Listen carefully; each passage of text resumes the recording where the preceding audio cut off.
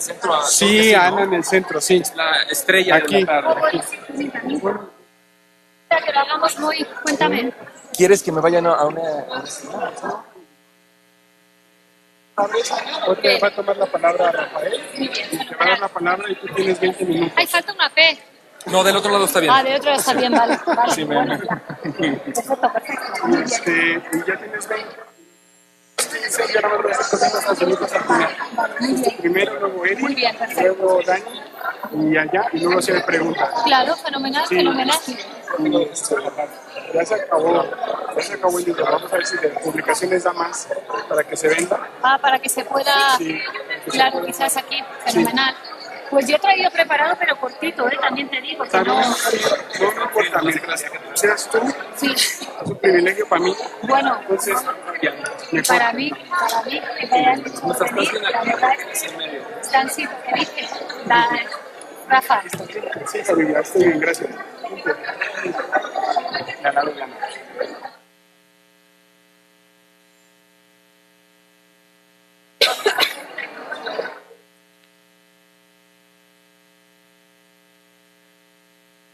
pero ¿sabes qué pasa? Que luego a lo mejor quitan el calor, el frío y empieza con calor, ¿eh? No te fíes mucho. Vas a encontrar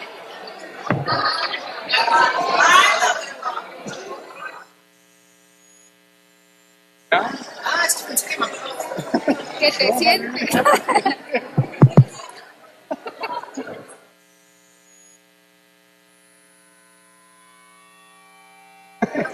Lo puedes hacer en español si quieres también. Por eso. Era por eso. Claro, yo también. Yo no sé exactamente. También lo habías. Sí, pero no, español. Sí, era por ello, sí. Mejor, ¿no? Más incluido. O sea, además. Claro, los chavos, claro. Muy buenas tardes. Los invitamos a pasar a tomar sus lugares, por favor. Las personas de los pasillos que no han encontrado lugar pueden encontrar más lugares. Aunque aquí adelante mejor para los Mesa y ellos, ¿verdad? Sí, ahorita que llegue. Está muy fuerte esto, está como muy suavecito.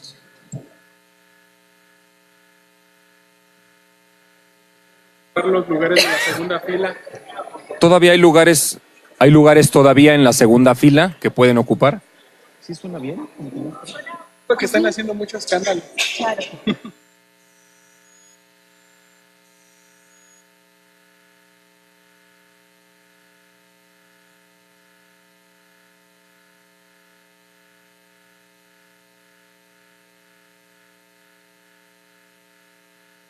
Sí, Ay.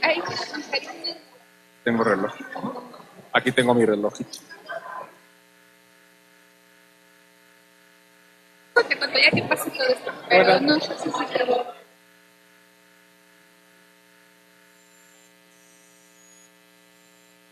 Alhamdulillah. Sí, pues es muy taquillero. Son muy taquilleros ya ustedes aquí en la facultad. Oye, ¿cuándo te doctoras?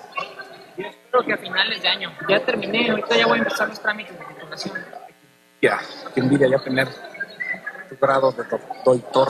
¿Qué sigue? Pues quiero hacer una estancia postdoctoral.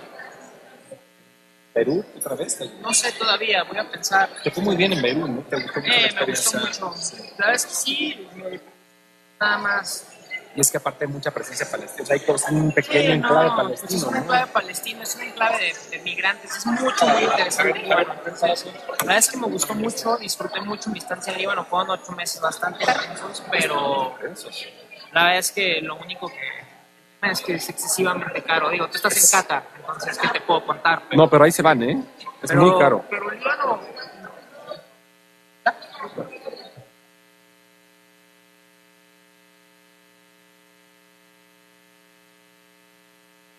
Muy buenas tardes. Tengan todos ustedes, jóvenes. Bienvenidos a esta presentación del libro. Bueno, es parte de esta segunda conferencia internacional México-Palestina 2017. Han venido grandes y muy talentosos plumas, mentes, que han trabajado y han estado comprometidas con la cuestión palestina durante mucho tiempo, que han dedicado su vida a ello. Para quienes han tenido la oportunidad de venir esta mañana escuchar a Ilan Pappé, él habló al final en su conclusión de que el tema o el involucramiento por la causa palestina es una especie de, así como earthquake, él dijo youthquake, o sea, una especie de terremoto juvenil que está pasando, que es una revolución global por Palestina. Y aquí vemos mucha gente joven que son nuevas promesas y bueno, algunas no tan nuevas que tienen más tiempo comprometidas en esto. Aquí, la viejita. La doctora Planet también hizo una broma similar en su presentación del tecnológico y por eso lo digo, pero vamos, jóvenes, no tan jóvenes, no tan jóvenes, pero sobre todo también nuevas voces que están en la facultad y en otras instituciones educativas involucrándose en esta especie de transformación y de conciencia global. Entonces, bueno, él decía, el problema palestino es no es que sea el más horroroso del mundo, ni el más aterrador, pero sí es del que tenemos que estar hablando en todo momento porque se trata de la historia más fabricada del mundo. La perspectiva que se da a conocer en el mundo y cómo se legitima el sionismo. Es una fabricación y por eso hay que estar hablando de ella. Y bueno, sin más, quiero dar paso a estas voces, a estas plumas que se han comprometido y que se siguen comprometiendo con esta causa. Voy a comenzar dándole la palabra a una persona muy distinguida que viene acompañándonos desde España, la doctora Ana Planet. Bienvenida, doctora. Ella tiene el doctorado en estudios árabes islámicos por la Universidad Autónoma de Madrid. Tiene grados académicos en ciencias políticas y diferentes grados en estudios islámicos. Es profesora en el Departamento de Estudios Árabes e Islámicos de la misma Universidad Autónoma de Madrid. Fue consultora en el Departamento de Asuntos Religiosos con enfoque en las cuestiones islámicas en el Ministerio de Justicia del 2004 al 2006 en España. Actualmente ella es miembro del grupo de investigadores de estudios mediterráneos internacionales, trabaja en diversos proyectos y una de las cosas que ella más se ha abocado es a la migración Marruecos-España y el impacto que tiene en las sociedades de origen y el impacto en las sociedades de destino. Y sobre todo trabaja la cuestión del Islam en España, los musulmanes en España, en el esquema de las libertades religiosas. Imparte asignaturas como Política Internacional de África y Asia y el pluralismo religioso en Europa, Identidades Europeas, Sociología del Mundo Árabe, y es una de las más importantes expertas en Islam en Europa, un tema bastante controversial y bastante en boga.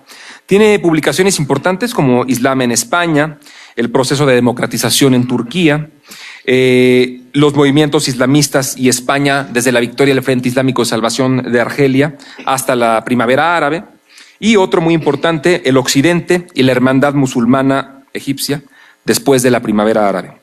Sin más, bienvenida, doctora Planet, muchas gracias por estar con nosotros.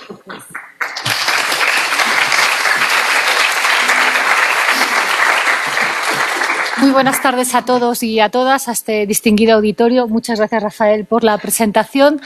Yo no quiero dejar de empezar mis palabras agradeciendo de corazón a la Universidad Nacional Autónoma de México la invitación para estar hoy aquí, pero muy especialmente a Moisés Garduño, que es quien nos hace posible, ¿no?, desde sus proyectos y desde su manera de hacer universidad.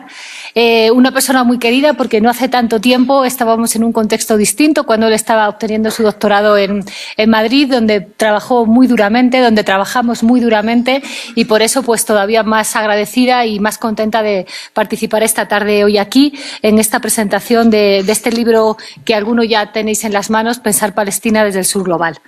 Yo lo primero que quiero hacer es felicitar mucho la publicación de este libro. Ahora creo que voy a poder explicar por qué.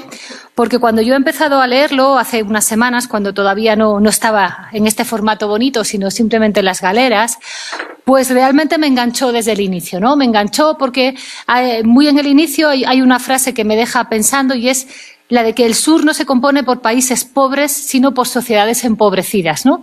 Esto es un debate continuamente abierto en el contexto académico y de la divulgación en España, en esa idea de que todo lo que es sur es pobreza y todo lo que es sur es violencia y todo lo que es sur es falta de agencia, y realmente como docente pues quizás es una de las tareas en las que más empeño pongo, ¿no?, en esa idea de reivindicar desde el sur no una situación de subalternidad, sino una posición política que efectivamente se prolonga, pero que no significa que nos enfrentemos a países pobres, sino a sociedades que están forzosamente siendo empobrecidas. Es verdad que ahora mismo, y como decía esta mañana nuestro colega Papé, es muy complejo hacer ciencia desde las posiciones de poder que atraviesan no solamente la academia, sino también nuestras vidas cotidianas como ciudadanos de lugares muy distintos, como puedan ser México o como pueda ser España. Y es verdad porque, efectivamente, sin darnos cuenta, estamos inmersos en un sistema capitalista transnacionalizado que realmente nos hace pensar que es desde aquí, desde donde se piensa. Y solamente desde aquí se piensa. Y el problema es que desde aquí cada vez podemos pensar menos porque, como esta mañana también decía Papé, nos estamos enfrentando a una crisis de la capacidad de análisis y a una crisis de la capacidad de comprender. Porque, desgraciadamente para nosotros, son ya muchos años en los que, se ha hecho, digamos, un borrado sistemático de las posibilidades de pensar y una instalación de una forma única de pensar en la que muchas veces nos encontramos inmersos sin casi saber por qué estamos allí y sin casi argumentos para respirar fuera. Y una vez más, como docente, nuestra angustia se hace más grande cuando nos encontramos con un público como el que hoy está aquí, de gentes que estáis, digamos, iniciándoos en el camino del conocimiento. Entonces, ¿cómo deciros que somos parte de una conspiración de pensamiento? ¿Cómo deciros que no somos libres? ¿Cómo deciros que estamos continuamente atrapados no solamente en los esquemas universitarios, sino en los esquemas también de pensamiento, ¿no? Y cómo deciros que hay que tener conciencia de ello, pero tampoco por ello callar las voces, ¿no? Ni tampoco entrar en luchas de Quijote frente a los grandes molinos, sino tomar una conciencia que nos ayude a encontrar los caminos más claros para seguir pensando y para seguir investigando, ¿no? Pues bien, lo que hay en este libro que hoy estamos presentando aquí son muchos caminos claros para seguir pensando. Y en ese sentido, pues efectivamente, un ejemplo de cómo analizar, de cómo estudiar y de cómo entender Palestina desde el sur global actualmente. Es verdad que es muy difícil visibilizar Palestina. Es muy difícil visibilizar Palestina porque, como alguno de los colegas apunta en el libro y como supongo que mañana el profesor Hamid Dabashi nos explicará, se ha producido un epistemicidio, es decir, una negación sistemática de la posibilidad de pensar. Y se ha producido también una violencia narrando exclusivamente desde la violencia. Cuando yo intento impartir mis clases sobre política internacional en las aulas de la Autónoma de Madrid, pues tengo problemas porque los chicos saben y solo saben de violencia. Nadie es capaz de narrarme un autor de literatura. Nadie es capaz de narrarme sobre una iniciativa de mujeres que resisten. Nadie es capaz de narrarme, ni siquiera con una mínima claridad, pasos de historia que no tengan que ver con violencia. Y entonces, claro, hay que aprender a pensar desde la historia, como decía Papé esta mañana, ¿no? Y, no imponiendo la lectura política como única lectura, porque eso es lo que se pretende, que reduzcamos Palestina al exclusivo debate de ser o no ser un Estado, de ser o no ser parte de un Estado con dos naciones, y se nos ha limitado dramáticamente la posibilidad de pensar. Y este libro es una vacuna contra ello, precisamente porque aporta muchos caminos para seguir pensando. Y por eso mi emoción cuando veo la obra terminada y por eso mi alegría cuando voy leyendo textos diversos, misceláneos, pero que todos tienen como objetivo visibilizar Palestina. Y pensar Palestina para el presente y para el futuro.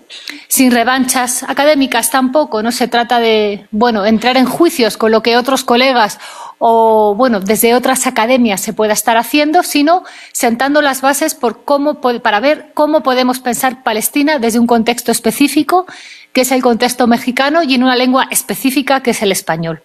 Y esta es la segunda idea que yo tenía aquí en mi mano, ¿no? En español. Por eso estoy contenta, porque cuando yo ojeo material para que mis estudiantes sigan leyendo y sigan aprendiendo más allá de mi humilde presencia en el aula, pues siempre tengo problemas, porque tengo una desconfianza tal que cada vez que tengo que recomendar una lectura que tiene que ver con Palestina, me lleva semanas tomar la decisión. Porque pienso, ¿cómo se puede leer? ¿Cómo no se puede leer? ¿Cómo contextualizo a este autor? ¿Cómo explico cuál es su agenda como académico? ¿Cómo explico? Porque finalmente hay que explicar mucho, porque hay autores que están demasiado armados dentro de esta ideología de negación de Palestina, aunque aparentan en sus textos estar reivindicando una lectura crítica sobre el actual momento político de Palestina. Como decía Pape esta mañana, yo me abrazo a él como gran maestro, quien niega la historia, niega la posibilidad de conocer. Y el problema es que hay una buena parte de la producción académica que niega la historia. Niega la historia porque dicen lo de siempre, no hay páginas suficientes, tenemos que ir a un peer review process, necesitamos aplicar marcos teóricos puros. Finalmente simplificas y haces ridícula tu aproximación académica. ¿Y por qué me gustan estos textos? Porque no niegan la historia, porque cada uno en su pequeña porción, en su pequeña ventana, arranca con unas posiciones que tienen que ver con la historia. A veces con una historia más próxima, a veces con una historia más lejana, pero siempre territorializando, siempre poniendo un contexto para poder entender. Y en ese sentido, pues también me parece, digamos, muy importante que estos textos hayan compilados. Quien se acerque a la obra, supongo que después de hoy iréis directamente a la casa a leer con fruición las casi 300 páginas del libro, pues va a encontrar trabajos de diferente índole que están muy bien organizados para que cada uno decida por dónde entra Palestina. Puede entrar desde el final, es decir, puede entrar desde la propuesta política que los académicos que aquí escriben tienen, ¿no? Y es la necesidad de repensar Palestina. Y a mí me parecería una entrada correcta en la medida en que, bueno, os podría hacer ver que efectivamente el conocimiento es una gran casa y no es igual entrar por una ventana que por una puerta, no es igual entrar por un segundo piso que por un primer piso, no es igual entrar de día que entrar de noche, es decir, hay que entrar de muchas maneras y esa posición crítica que se ve desde lo local, ¿no? Desde la necesidad de reivindicar lo local, podría ser una aproximación interesante. Pero también me interesaría mucho, y yo personalmente así he hecho, pues empezar por el principio y es con la reflexión crítica que alguno de los autores hace sobre cómo se ha enseñado y cómo se ha pensado México desde México-Palestina. Y en ese sentido, dos artículos preciosos elaborados por dos de los profesores que seguro alguno de vosotros disfruta de su presencia como docente, porque aquí tenemos dos contribuciones que realmente nos hacen ver hasta cuánto esta cuestión de pensar Palestina está imbricada en la academia mexicana que actualmente vive, ¿no? Y son las contribuciones de Narrar Palestina, tanto del profesor Jaime Isla como de la profesora María de Lourdes Sierra Cove, ¿no? Porque ellos nos reflexionan sobre cómo esto que hoy hacemos ya se ha hecho con anterioridad, es decir, siempre hay que pensar. Los docentes siempre tenemos que pensar cómo entramos a Palestina, porque de nuestra entrada como docentes, digamos, marcaremos los caminos para que entréis vosotros los que estáis aprendiendo. Es verdad que también se puede entrar desde analizar algo muy importante como es cómo en Palestina se necesita también reforzar la idea de un pensamiento crítico. Yo no sé si tenéis el gusto de conocer cómo se organiza el sistema político en Israel y en la Palestina ocupada por Israel, pero realmente la universidad y la investigación en esos contextos es extremadamente difícil, porque siempre hay una agenda política en cualquier académico, cómo no, pero allí además hay un control exhaustivo sobre el modo de enseñar. Y efectivamente conseguir un modo de enseñar apropiado, como nos presentan también en alguna de las contribuciones, creo que es algo que nos tiene que interpelar, ¿no? como docentes y como investigadores. Hay una segunda parte del libro que, bueno, seguro que también vais a comentar, sobre identidad, tradición y corresistencia, que a mí me ha apasionado, porque estoy aburrida de encontrarme una Palestina sin gente, ¿no? Una Palestina política, una Palestina de resoluciones de Naciones Unidas, una Palestina de alto nivel, pero siempre negando que Palestina es un pueblo que tiene una cultura, que tiene una identidad, que tiene una resistencia, que tiene una cultura material, que tiene muchos elementos que sistemáticamente han sido negados porque se le ha querido leer como un territorio en guerra. Y como territorio en guerra lleva siendo leído 50 años. Es la guerra más importante por lo largo que es el planteamiento. Es verdad, y esta mañana lo decía Pape con humor, que quizás no es el peor de los conflictos. Para mí, sí que es el peor de los conflictos por la increíble indiferencia que produce a la comunidad internacional y cómo todos, de un modo a otro, nos hemos ido sumando a pensar en un proceso de paz cuando lo que tendríamos que haber estado es denunciando un proceso de colonización, ¿no? Entonces, pensando en el proceso de paz, pues hemos negado una posibilidad de entender Palestina. Y creo que los artículos del segundo bloque sobre identidad, tradición y corresistencia, ayudan a hablar de un tejido social y un tejido material que es tan poético y a la vez tan símbolo de una identidad.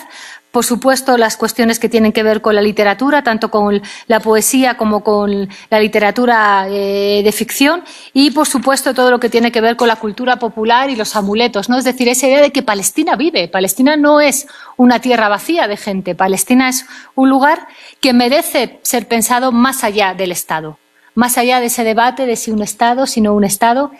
Es verdad que con algunos de los artículos yo he aprendido muy especialmente, por supuesto, cómo ha cambiado la agenda, ¿no? Actualmente, en estos quizás últimos 8 o 10 años, cómo ha cambiado la agenda, porque, surge un nuevo monstruo en la región, surge una nueva ideología totalitaria en la región, y es necesario pensar Palestina también desde ese Estado islámico que concentra nuestras visiones y que, una vez más, nos impide pensar. Nos da tanto miedo que nos impide pensar y nos violenta de tal manera que nos impide seguir aprendiendo, ¿no? Yo lo quiero dejar aquí. Es verdad que presentar un libro cuando son otros los colegas que van a hablar de ello, pues no quiero, destapar todo. Es un libro que ayuda a la resistencia y en ese sentido pues se puede convertir en un libro de cabecera, ¿no?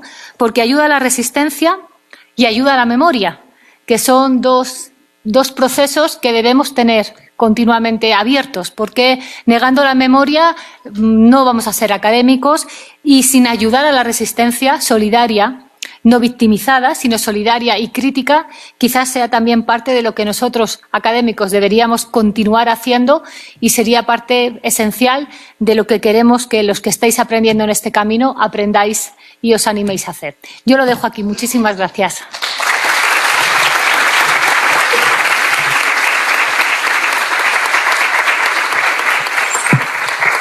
Muchas gracias, doctora Planet, por tan generosa introducción al libro. Seguramente sí lo harán, como usted dice, van a ir todos a su casa hoy día a empezar a leer las primeras páginas y ojalá que se lo devoren. O las últimas que quieran, pero que lo devoren antes del fin de semana. Como segunda participación tenemos a la profesora Erika Aguilar Silva. Es licenciada de aquí, de Relaciones Internacionales, de nuestra facultad, y después tuvo un grado de maestría en el Colegio de México, en Estudios de Asia y África, con especialidad en la región del Medio Oriente, y cuenta con bastantes estudios en lengua árabe, en el CELE, en el Colmex, en el Departamento de Estudios Árabes e Islámicos y Estudios Orientales allá en la Universidad Autónoma de Madrid. Y como parte de su investigación de posgrado, visitó Palestina por un periodo importante de tiempo, a finales del año 2010, principios del 2011. Tuvo contacto con grupos internacionales y locales de solidaridad, tales como el International Solidarity Movement y también Christian Peacemaker Teams.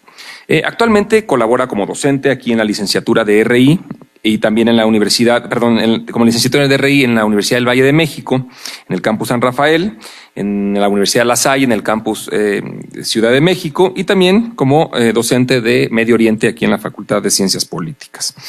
Imparte, entre sus publicaciones recientes destacan La práctica femenina del sufismo, el retrato hablado de las mujeres de la orden sufi Yalbet y Yerraji de la Ciudad de México, y también Las mujeres de Hamás, silencio subalterno o voz participativa. Entonces, bastante interesante su compenetración con temas también de la cuestión palestina. Muchas gracias, profesora Erika Aguilar. Gracias. Buenas tardes a todos y muchas gracias por venir, por abarrotar siempre los eventos que convoca el taller de estudios sobre Medio Oriente de la facultad.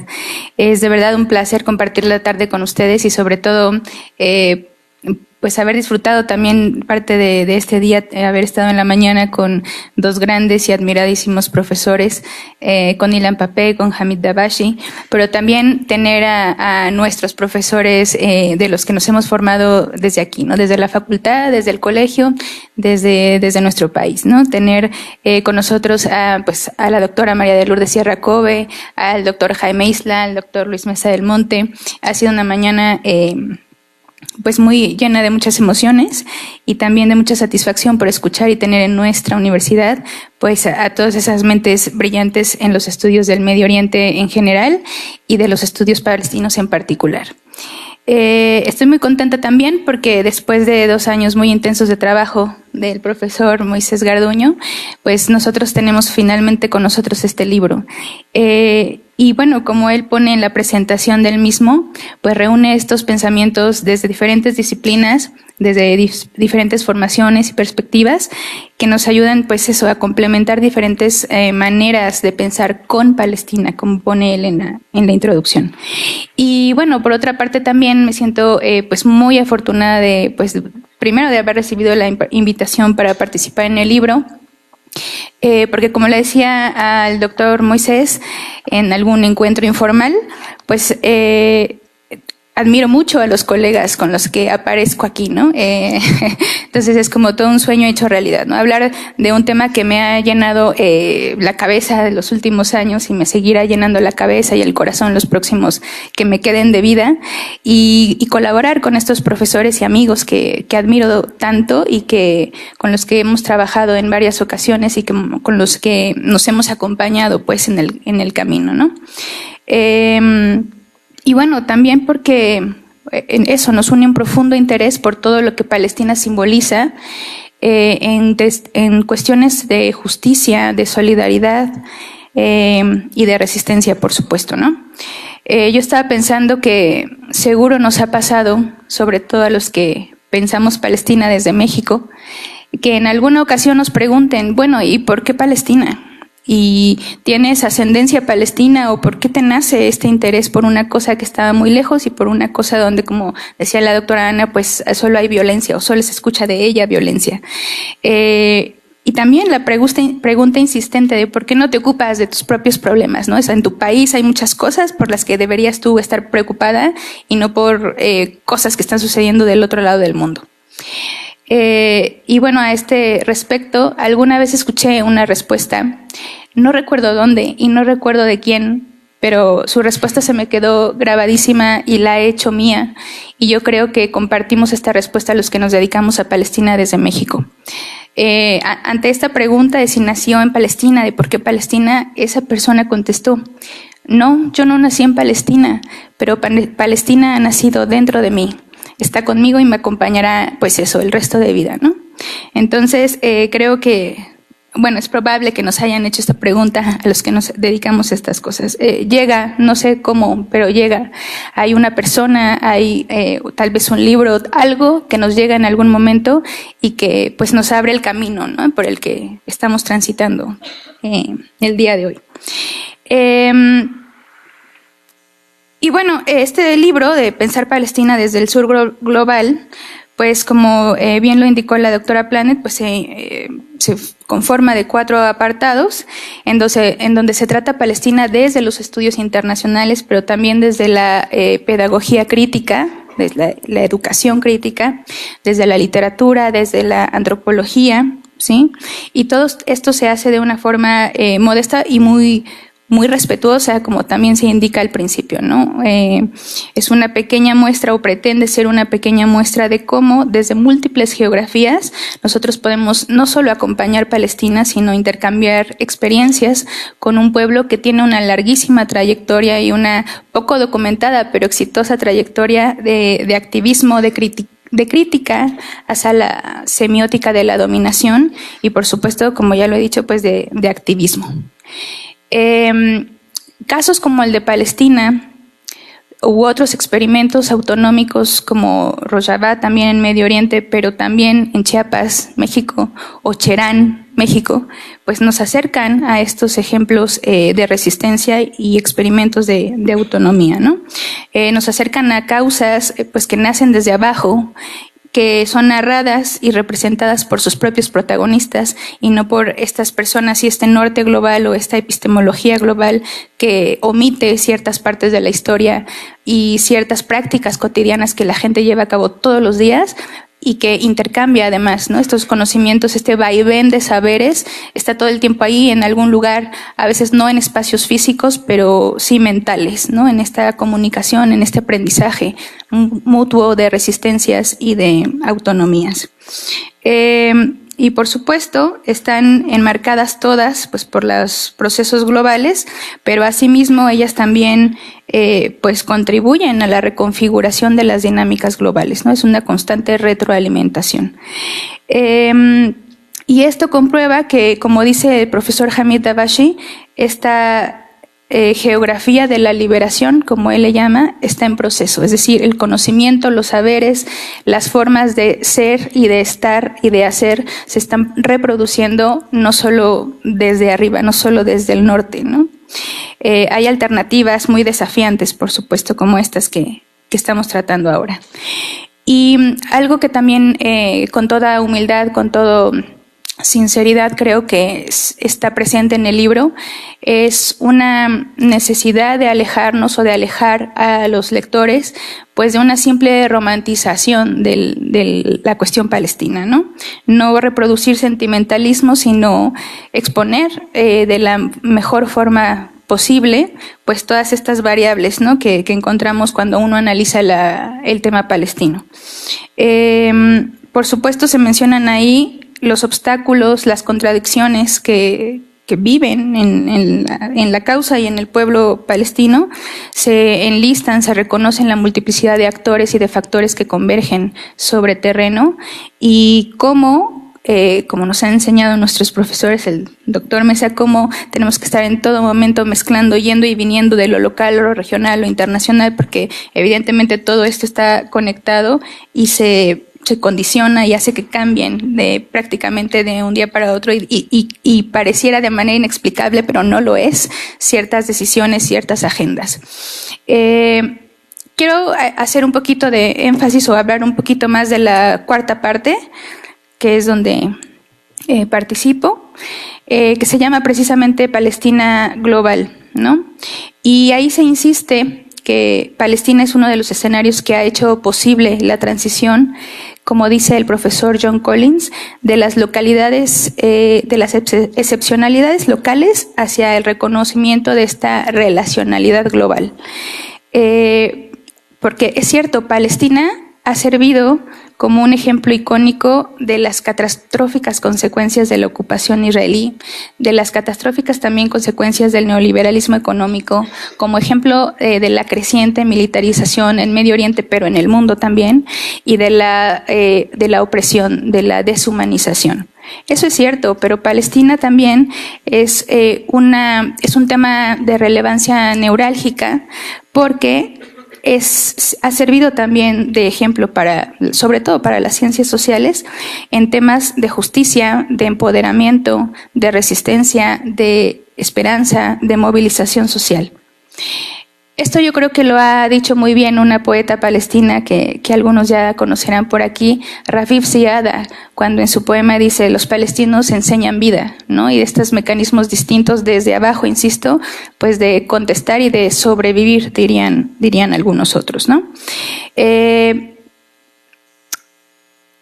También quiero insistir un poco en que nosotros, si somos o pretendemos ser estudiosos de las ciencias sociales, cientistas o científicos sociales o como sea que nos pongan la etiqueta, nosotros estamos experimentando el mundo. Y si lo experimentamos no podemos escapar, no podemos eludir, no podemos abstraernos de este compromiso y de esta responsabilidad social que hay que adquirir con causas como esta y otras alrededor del mundo. Y también esto se hace evidente cuando otras personas, desde su trinchera de periodismo o de las artes o lo que sea, a lo que se dedique cada una de las personas que ha estado en contacto con este pueblo, hay uno en particular que nos hace un llamamiento, ¿no? El activista palestino Vittorio Arrigoni, ¿no? Cuando nos dice: restiamo humani, ¿no? Sigamos siendo humanos. No nos podemos abstraer de lo que pasa en el mundo, y si no estamos abstraídos es que entonces nosotros necesitamos hacernos una idea de el compromiso social, de la responsabilidad social que tenemos que asumir con causas como esta. Y bueno, en ese sentido, en los capítulos de la última parte del libro, pero tal vez especialmente en el capítulo del profesor Garduño, y se exponen, ¿no?, algunas prácticas ordinarias que los palestinos han realizado desde siempre en su vida cotidiana para tratar de transformar y de mejorar sus condiciones de vida, sus condiciones sociales, sus condiciones económicas, sus condiciones políticas, estando bajo la ocupación, pero también para responder a estas políticas criminales del norte global. En este capítulo del doctor, pues se mencionan cooperativas, la campaña BDS, música, literatura, en fin, ¿no? Y bueno, en una pequeñita contribución que está ahí, se menciona también el activismo femenino, ¿no? De lo particular, de lo popular a lo institucional, que es el que pues corre a mi cuenta. Ese texto, yo con mucho gusto quiero compartir algo con ustedes. Ese texto, el mío, por supuesto, a ese me refiero, está desactualizado. Y me da mucho gusto porque en ese texto menciono a una de las prisioneras políticas en alguna cárcel israelí que se dedicaba precisamente a enseñar hebreo, a enseñar inglés, para que otras de sus compañeras pudieran, pues, para empezar a entender lo que les decía el ejército, entender lo que se decía de ellos en sus audiencias, en fin. Y digo que está desactualizado porque hoy, inshallah, está en su casa, está rodeada de su familia, y por supuesto que eso me gustaría que pasara con el resto de los más de 6,000 presos políticos que todavía están en las cárceles de Israel. La resistencia popular palestina se ha desarrollado de una forma natural, de una forma orgánica, y diría por ahí Massim Kunsille, otro profesor y activista palestino, de una manera hermosa también sobre el terreno. Lo que pasa es que la larga lista de sus éxitos no ha sido debidamente documentada, y creo que esfuerzos, propuestas como la que está en este libro, quizá provoque la curiosidad de más gente y se reproduzcan estos esfuerzos por documentar esas historias de éxito, ¿no? Para hacer un balance con lo que se nos dice desde el norte global. Entonces, bueno, pues yo con mucho gusto los invito a leer este libro. Espero que les resulte útil, sobre todo para repensar y para sugerir ustedes todos juntos nuevas formas de emancipación, nuevos caminos hacia la emancipación desde cualquiera que sea nuestra trinchera. Pues nada, sigamos siendo humanos y Palestina libre. Gracias.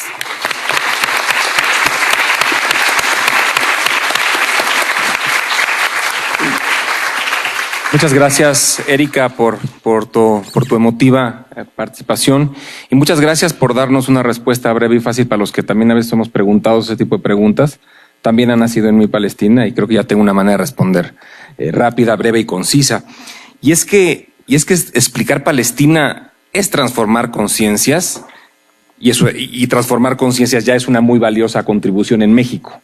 Entonces, aquellos que piensan que los que nos dedicamos a temas de lugares muy lejanos en el mundo no estamos comprometidos con las cuestiones nacionales, están muy equivocados. Al contrario, lo que estamos tratando es establecer lo que quiero citar al profesor Moisés Garduño, establecer resonancias entre diferentes conflictos. Y de pronto te das cuenta de que un discurso, una situación que puede vivir, no sé, las comunidades zapatistas en México se parecen y resuenan con la cuestión de la resistencia palestina. Entonces, cuando logramos establecer esa comunicación sur-sur, eso es parte de pensar Palestina desde su global, y entonces también hay mucho compromiso con México, aunque estemos trabajando temas de latitudes distantes. Y bueno, como última participación, bueno, antes de darle la palabra al coordinador Moisés Garduño del libro, presento a Daniel, colega Daniel, licenciado en Relaciones Internacionales por el Tecnológico Monterrey de Guadalajara. Él es de Guadalajara. Tiene la maestría en Relaciones Internacionales con mención honorífica por la Universidad Nacional Autónoma de México, con un trabajo de investigación muy interesante, Hamás y el proceso de paz. En 2007 realizó el diplomado Las Relaciones Internacionales de la Unión Europea en la Universidad de Comillas en Madrid, España, y en 2012 estuvo en una estancia de investigación en la Arab American University of Jenin, en Palestina, en Cisjordania, Palestina, y ha colaborado en la revista Retos Internacionales del TEC de Monterrey. Ha sido ponente en diferentes foros de análisis nacionales e internacionales, además que ha fungido como docente en la Universidad del Valle de México y en el ITESM Campus Guadalajara. Recientemente realizó una estancia de investigación, en la cual ahorita platicábamos, unos 8 meses muy intensos, en 6 y 2 extras que tuviste allá,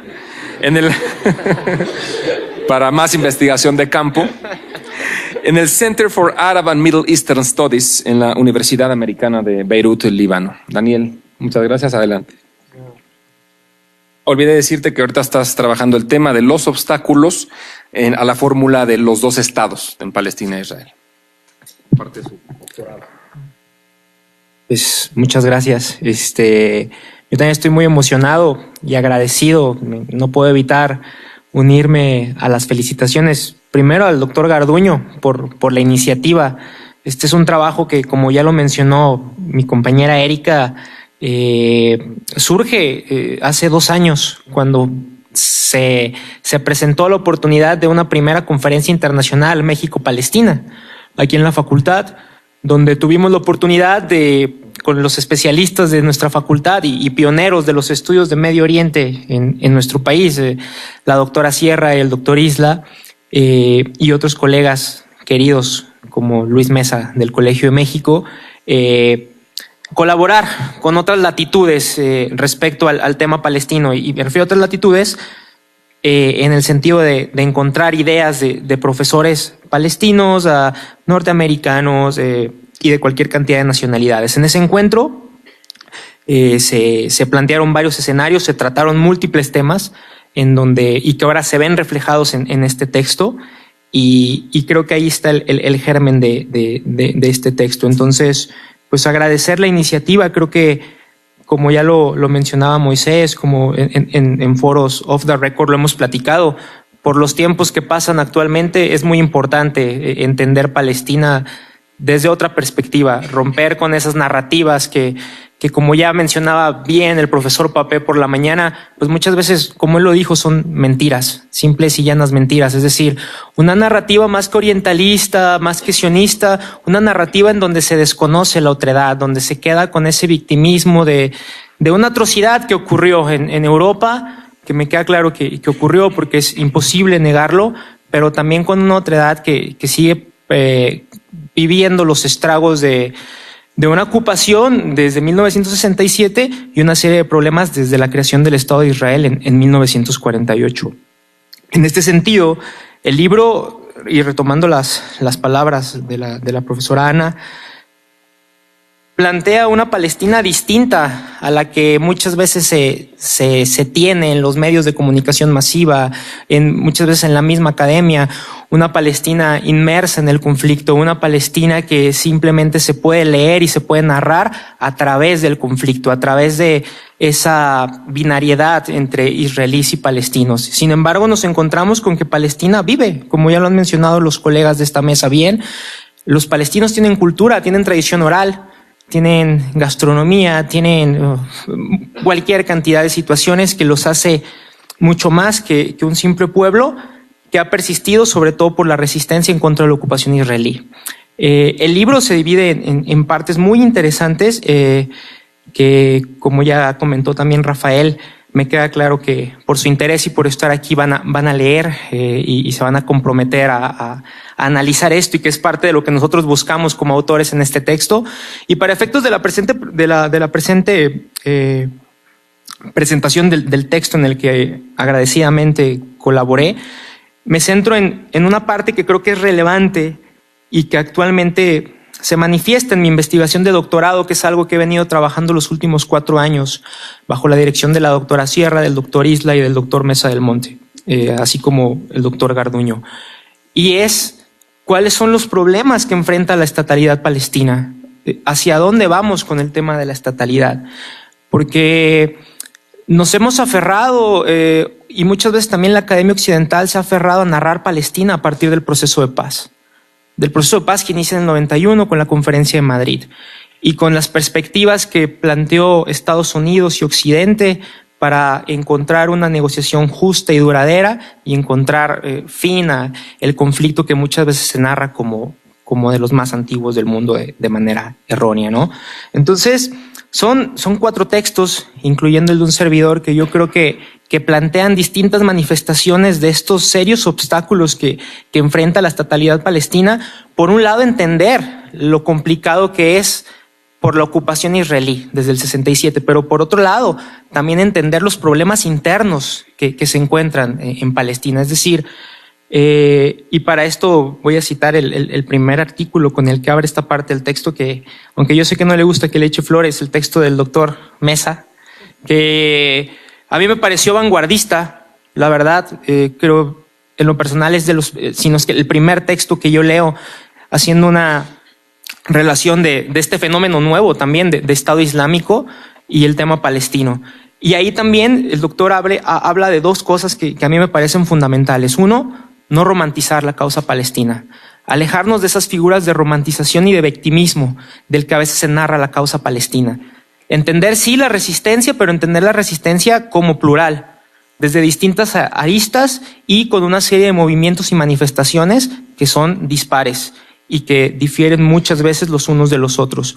En este sentido, el doctor, de manera magistral, nos muestra una serie de grupos y grupúsculos de carácter islamista que muchas veces nosotros ignoramos y que nos centramos simplemente en Hamas y en la yihad islámica como antagonistas de Fatah, columna vertebral de la Autoridad Nacional Palestina. Sin embargo, son grupos que tienen presencia y que han estado ahí y que de alguna manera responden a ciertas agendas y a ciertos intereses. Entonces, es importante mencionarlo. Entender también que debido a este nuevo fenómeno de Estado Islámico, si bien en decadencia para muchos o en boga para otros, dependiendo del medio que se pueda citar, es muy interesante analizarlo. ¿Por qué? Porque nuevamente nos pone a Palestina en la palestra, una Palestina que ha estado olvidada durante mucho tiempo, tanto por los gobiernos árabes, que en la mañana el profesor Pape decía, pues desde mi perspectiva no son tan importantes, como por la denominada comunidad internacional y por el propio gobierno, si lo podemos llamar así, de Naciones Unidas. Y por otro lado, entender cómo Estado Islámico no define en ninguna medida una agenda en Palestina. Es decir, y el doctor da bastantes ejemplos en donde nos plantea este hecho de, bueno, realmente la población palestina pues realmente no ha simpatizado. Si se hace un recuento, los palestinos no han sido simpatizantes en gran medida del islamismo. Es cierto, como él menciona, que ha habido coyunturas en donde son más proclives a relacionarse o a creer en los proyectos de ciertos grupos, pero realmente ellos van más allá de un tema religioso, como es el que plantea Estado Islámico, y van más en un tema de la búsqueda de la estatalidad. Cuestión con la que el mismo Estado Islámico rompe con grupos como Hamas, que gobiernan la Franja de Gaza, al considerarlos como apóstatas, por incluso acusarlos de colaboradores del Estado de Israel, ¿no? Entonces, un texto muy interesante que nos pone ahí una de las dificultades que enfrenta la estatalidad palestina y que nos pone también, como mencionaba Erika, los distintos actores que aquejan la denominada cuestión palestina, más allá del tema central que pudiera resultar en la ocupación israelí. Eso en cuanto al artículo del doctor Mesa del Monte. Después viene un texto de la doctora Wilda Western, que se centra en Gaza, que también es parte de estos obstáculos que representa las distintas fórmulas de estatalidad en Palestina. ¿En cuanto a qué? En cuanto a la ruptura de la continuidad geográfica que existe en el territorio de Palestina. Es decir, no hay una continuidad geográfica entre Gaza y Cisjordania, 2 proyectos de nación antagonistas. Por un lado, un proyecto de corte islamista como es Hamas, con divisiones a su interior, ideológicas y pragmáticas, y por otro lado nos encontramos con un proyecto de corte secular que pudiera también, y desde ciertos puntos de vista, haber fracasado al no haber logrado la liberación de Palestina en ese sentido, ¿no? Y Gaza, entender Gaza también desde puntos de inflexión, en donde yo encuentro el más relevante y que también lo menciona la doctora Wilda, en el triunfo de Hamás. El triunfo de Hamás en 1987, en los albores de la primera intifada, ¿con qué? Como un proyecto que surge como respuesta a los fracasos de la misma Autoridad Nacional Palestina dije una tontería, Hamás ganó en 2007, pero surge en la primera intifada, pero las elecciones gana en 2007, entonces una disculpa ahí, se me fue un poquito el cassette, pero que es importante mencionarlo porque ahí empieza, o se retoma el drama de la Franja de Gaza, si lo queremos poner así. Es decir, una serie de intervenciones militares asimétricas por parte del Estado de Israel, destrucción masiva por parte del Estado de Israel y, como lo menciona Wilda acertadamente, según estudios por parte de Naciones Unidas, un territorio que, acorde a los últimos análisis, hacia el año 2020 va a ser inhabitable por cuestiones de agua, por cuestiones de infraestructura y por el bloqueo por cielo, mar y tierra que impone el Estado de Israel desde el triunfo de los islamistas en 2007. Después viene un artículo de mi autoría en donde, por el tiempo, brevemente lo que yo traté de hacer es exponer cuáles son los principales obstáculos que enfrenta la denominada fórmula de dos estados, esta fórmula que, nuevamente insisto, viene a colación con el proceso de paz de Madrid, y todas las subsecuentes rondas de negociación, Oslo, Anápolis, hoja de ruta, y que simplemente, y desde la perspectiva de muchos especialistas, más allá de poder resolver el problema, vinieron a cantonizar más el territorio palestino, a fracturarlo más, a convertir este territorio en dos feudos de poder entre dos grupos antagonistas que pareciera que, más que buscar un proyecto de nación para liberar Palestina, están buscando sus propios intereses. Y esto me lleva a pensar en otras fórmulas de estatalidad que no son nuevas y que en la academia tampoco, es decir, no busqué encontrar el hilo negro, ni mucho menos. Es decir, desde el mismo sionismo en sus ciernes ya se planteaban otras formas no solo se hablaba de un solo Estado judío. Es decir, el propio sionismo en sus partes de izquierda ya hablaba de un Estado de carácter binacional, con las ideas de Yuda Magnes, de Chaim Kalvarinsky, de Martin Buber, entre otros. Entonces, esto nos hace pensar en otras formas. Y sin embargo, y que es el título de mi artículo, me hace llevar también por los fracasos y por los hechos en el terreno en la actualidad a pensar en el apartheid.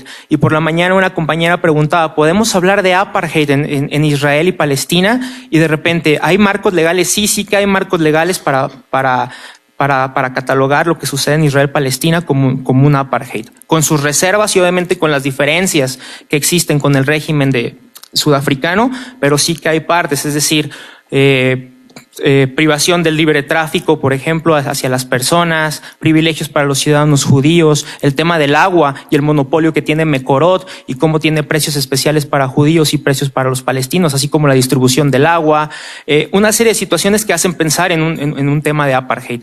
Y esto, a su vez, hace plantearse la pregunta de si es todavía viable la opción de los dos estados o replantearnos nuevas formas de territorialidades, como lo mencionan geógrafos brasileños, donde destaca Rogério Hasbert, que nos habla de múltiples territorialidades para pensar nuevas dimensiones ante este tipo de conflictos.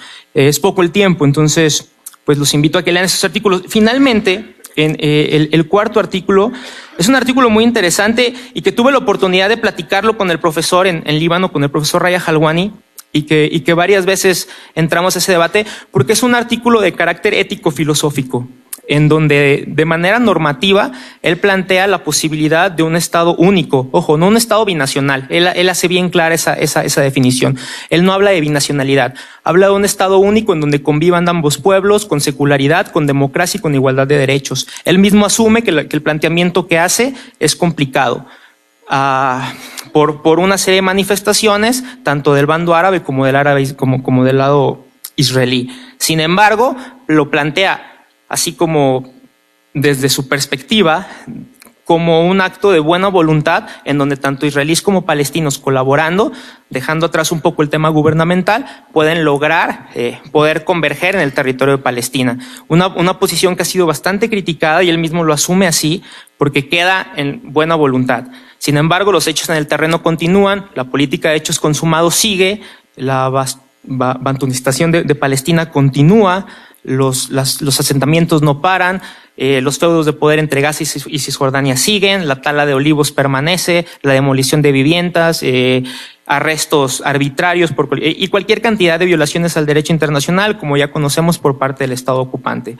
Es esta, pues, la parte que nos invita a pensar, a romper con este pensamiento binario que ha primado sobre los dos estados, tanto el de Israel y de Palestina. Entonces, desde esa perspectiva, pensemos en otras maneras o veamos, pues, si todavía es posible que se establezca un Estado palestino en el territorio histórico. Y nada, ya para cerrar, me queda claro que es importante encontrar esas resonancias que hay. Por algo el libro se piensa desde el sur global, es decir, esas resonancias existentes entre los pueblos latinoamericanos y Palestina, y no solo Palestina, sino otras latitudes del Medio Oriente o de Asia y África en general. Clientelismo, corrupción, abuso de poder, distintos gobiernos con intereses particulares y la falta de una agenda de nación que favorezca a los más y no a los menos y que no solo sea para la élite. Y un sinfín de características que no nos hacen tan lejanos como a veces pudiéramos creer, pudiéramos ser a este tipo de sociedades. Entonces, sin más, pues nada, muchas gracias por su tiempo.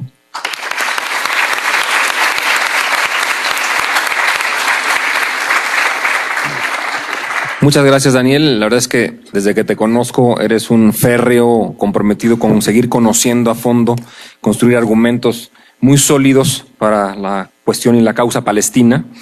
Y bueno, la verdad es que este tema de la estatalidad es crucial y la manera en que el enfoque que le estás dando en tu investigación doctoral es muy novedoso, muy importante y muy necesario también discutir hoy en día. Y bueno, antes de darle la palabra a Moisés Garduño, que creo que muchos aquí ya sobra presentarlo, quiero simplemente darle las gracias a Moisés por darme la oportunidad de ser parte de este proyecto, de esta conferencia, porque bueno, solo vengo de vacaciones en esta ocasión, pero muchas gracias, Moisés. Es un gran proyecto y gracias por ser parte de él. Muchas gracias.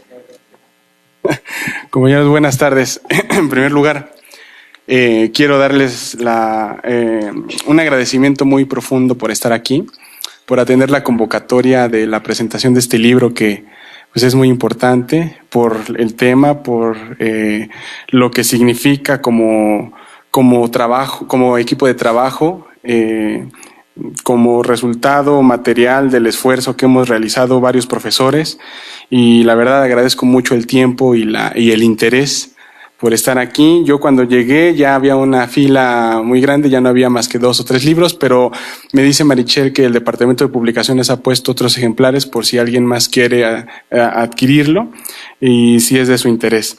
En primer lugar, pues quiero decir que me siento muy privilegiado por contar pues esta tarde y en estos días con personas que admiro enormemente. Yo no veo otra forma de hacer el trabajo más que así. Incluso cuando uno publica un libro de autor, el trabajo siempre creo que es colectivo. Y pienso que es una de las formas más integrales que uno tiene para realizar un trabajo, pero hacerlo con las personas que tenemos cerca en la facultad, en el colegio, en el instituto, con Silvana, gente como Ana, como los que aquí me acompañan en el panel, Erika, Daniel, Rafael, y los pilares que ustedes ya conocen, es otro nivel, es otra cosa. Se le pone humanidad al texto. Nosotros estudiamos ciencias sociales, ¿no? Pero el factor humano creo que debe de privar ante todo como compromiso social y un factor muy importante a tomar en cuenta, y creo que es algo de lo que intentamos hacer en este libro. Y me gustó muchísimo la forma en la que la doctora Planet lo presentó como una casa con varias ventanas, desde donde ustedes cuando abran el texto pueden entrar a Palestina por donde ustedes quieran. Y agradezco mucho esa reflexión porque pues es justamente el objetivo y realmente pues el interés de nosotros como colaboradores del libro. Agradezco también a Erika y a Daniel y a Rafael por sus intervenciones y por aguantarme también todo el tiempo de estar arreando para entregar los artículos y escribir, y a veces soy medio impaciente y ellos son muy pacientes al aguantarme a mí por estar tratando de tener los artículos a tiempo y pues para lograr el trabajo que tenemos aquí. Quisiera decir y aprovechar este momento para agradecer no solo a todos los autores, algunos de aquí presentes, lo cual agradezco muchísimo de corazón que estén aquí, sino también al departamento de publicaciones, porque pues ellos también aguantaron mis enormes cantidades de correos electrónicos, pero particularmente a María Eugenia Campos y a Ilan Garnet, los encargados del departamento. Por supuesto, a las personas que están detrás corrigiendo. Siempre hay fe de ratas, pero siempre hay personas que se viven 2 o 3 semanas encerradas tratando de corregir algunas imperfecciones de redacción del libro. El señor San Vicente, por ejemplo. Y también agradecer muy particularmente el esfuerzo de Sergio Sierra, de la doctora Angélica Cuellar y el doctor Fernando Castañeda, que desde la institucionalidad también se encargaron de apoyar este trabajo, lo cual no es fácil en este país y en muchos otros. Saben, Alejandra sabe muy bien que luego estos temas asustan mucho, comprometen, pero es justamente eso lo que tratamos de también lograr, ¿no? Hacer un compromiso social y sobre todo y ante todo, pues también para ustedes, ¿no? Para los estudiantes, para que caminemos juntos y leamos juntos y aprendamos juntos y nos critiquen y nos critiquemos juntos con estos materiales, ¿no? Al final de cuentas, pues el mejor ojo crítico será el de ustedes, ¿no? Y no es nada más para que lo compren, porque se podría hacer un anuncio de venta y publicidad, sino es sobre todo para que tengan acceso, cuando tengan acceso al libro, nos lo hagan saber por su mirada crítica. El libro está estructurado en 4 partes, con un eje conductor que es la interdisciplina, que reúne la pedagogía o las pedagogías críticas, por una parte. Una segunda que es la de las miradas antropológicas, ¿no? Son diferentes miradas, hablo en plural porque no es nada más una sola. Luego la parte de las relaciones internacionales y la ciencia política. Y en el 4º eje tenemos la sociología de los movimientos sociales. Esta es la estructura más o menos del libro, que también cuenta con un prólogo del profesor Papé y una presentación de su servidor para más o menos dar una presentación general de lo que se van a encontrar en el texto. Cada uno de los autores que estamos aquí en el texto lo hicimos en afán de una relación de amor-odio, ¿no? con Palestina, porque pues por una parte, y eso me lo enseñó Ana, la relación de amor-odio con la materia, porque uno es apasionado, ¿sí? Como lo que nos decía el doctor Mesa en la mañana, y cuando uno hace las cosas con tanta pasión, justamente se da cuenta de las arbitrariedades que muchas veces ocurren, no solamente en Palestina, sino en varias partes del Medio Oriente, y aquí en México, en varias partes de nuestro país y de otros en el mundo. Entonces, cuando uno lo hace con mucha pasión y al final también ve este tipo de injusticias, pues esto que uno hace se convierte en algo de mucho compromiso y de amor-odio, porque al mismo tiempo uno, aunque vea cosas que no le gustan, que son injustas, tiene que seguir dando digamos, el esfuerzo por seguir monitoreando lo que ocurre en ese lugar que uno está estudiando, ¿no? El Pensar Palestina desde el Sur Global es un título que se me vino a la cabeza a partir de la primera conferencia que hicimos hace 2 años, y también de las aportaciones de la doctora Silvana Rabinovich en su texto de Pensar con Palestina, ¿no? Que es un texto también fundamental, un pilar de los textos del segundo bloque. Y quisiera hablar también de los nombres, ¿no? Luis me decía justo que esto estaba muy cargado en la portada, con la cual ahorita también voy a hablar, pero es que como estamos hablando también de personas, de historia, de cultura, de datos, de gente, creo que acompañarnos en este sentido si necesitamos decir nombres como Kanafani, Darwish,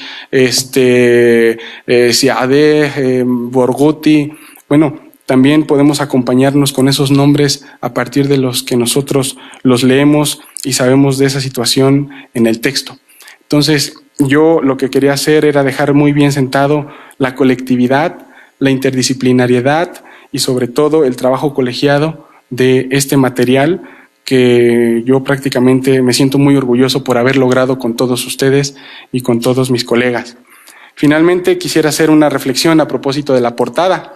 La portada es de un autor, un diseñador palestino que se llama Hafez Omar y se llama La tierra de refugiados perfectamente unificada.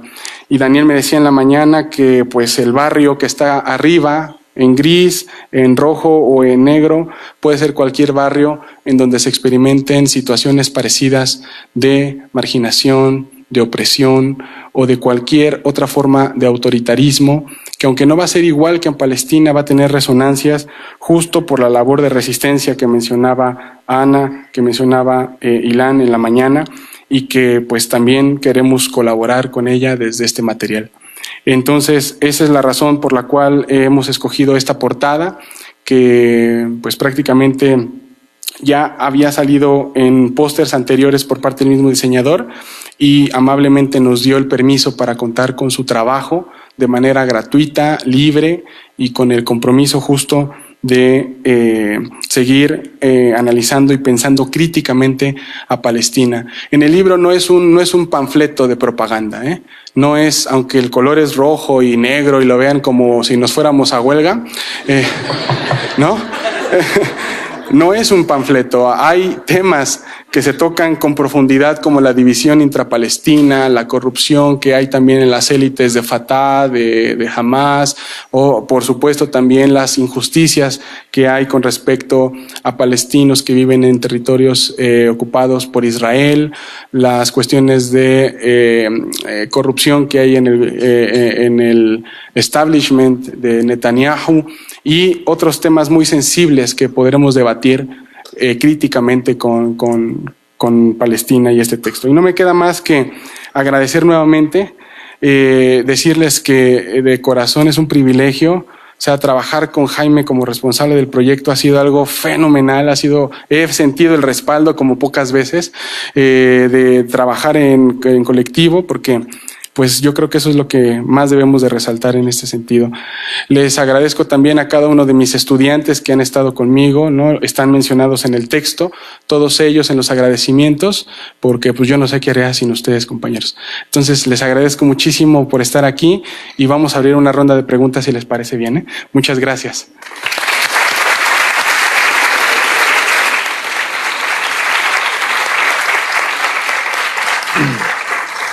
Muchas gracias. Bueno, por favor, traten de ser concisos con las preguntas. Si hay preguntas por ahí, comentarios, inquietudes, críticas.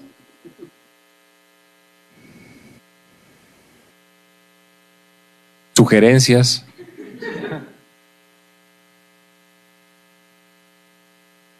Pensamientos en voz alta. No veo. ¿Hay un micrófono? Aquí está el micrófono. Para allá va el micrófono. Gracias.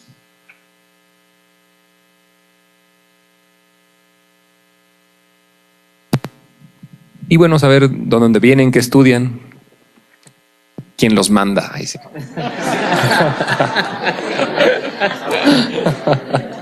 Bueno, muy buenas tardes. Yo soy estudiante de Relaciones Internacionales, séptimo semestre de aquí de la facultad. Y la pregunta pues va para la mesa en general, quien quiera contestarla. Y es cómo, por ejemplo, este libro nos puede ayudar, no sé, en nuestras vidas personales, ¿no? Como alguna especie de lección, ¿no? De todo esto que hablaron sobre la resistencia, el cuestionar, el ser críticos. ¿Cómo podemos trasladarlo eso de manera un poco más personal a analizar pues la situación que viven muchas comunidades en el país? Gracias. Juntamos 3 preguntas, ¿no? Muchas gracias. ¿Alguien más?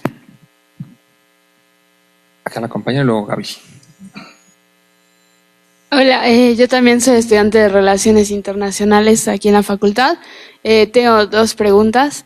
La primera, me llamó la atención la semblanza que hicieron sobre usted, Erika, y me gustaría saber cuál es su opinión sobre el papel que juegan las mujeres en Palestina, en la resistencia, sobre todo porque existe pues un estigma muy grande hacia el Islam y hacia los países árabes, a pesar de que se viven realidades muy parecidas aquí, pero pues cómo se vive la realidad desde un ámbito femenino.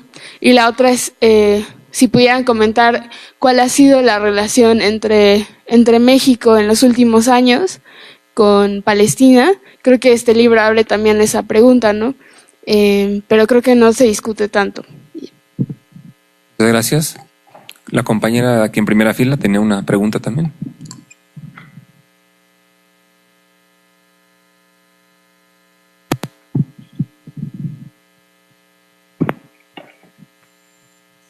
Gracias, buenas tardes. Mi nombre es Ana Gabriela Monroy, también soy estudiante de Relaciones Internacionales de la facultad y más allá de realizar una pregunta académica y puntual sobre el conflicto palestino-israelí, más bien será después de que lea el libro y me tome el tiempo de hacerlo porque está recién salido del horno. Me gustaría preguntar a la mesa en general cómo fue la experiencia de trabajar desde el pensamiento del sur global para generar este diálogo entre todos los que tienen un firme acompañamiento y solidaridad con Palestina. Me queda claro que el perfil de cada uno de los autores, como mencionaba el profesor Moisés Garduño, es completamente distinto, pero confluyen en la idea de analizar Palestina desde las trincheras que cada uno defiende. Entonces, me gustaría que nos contaran un poco más sobre ese proceso en la elaboración de este libro. Gracias. Muchas gracias. Cerramos este bloque de 3 preguntas.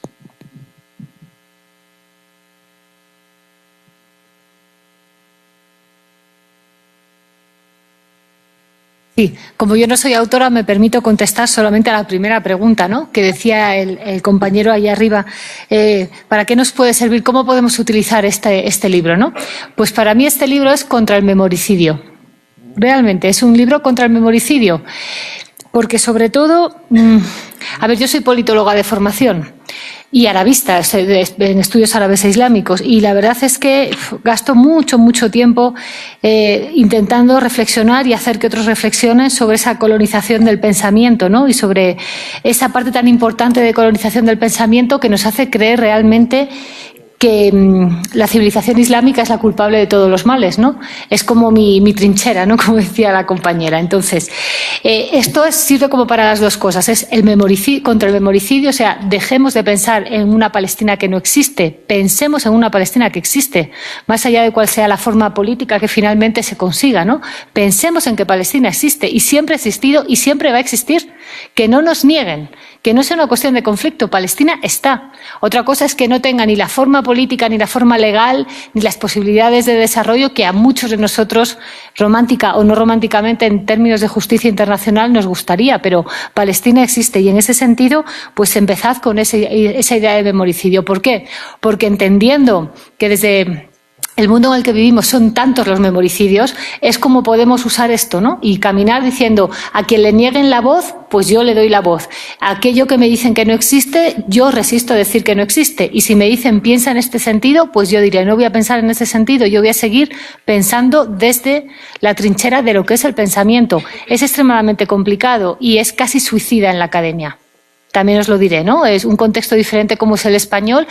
Nosotros hace un año estuvimos hace un poquito más de un año, un seminario, ¿no?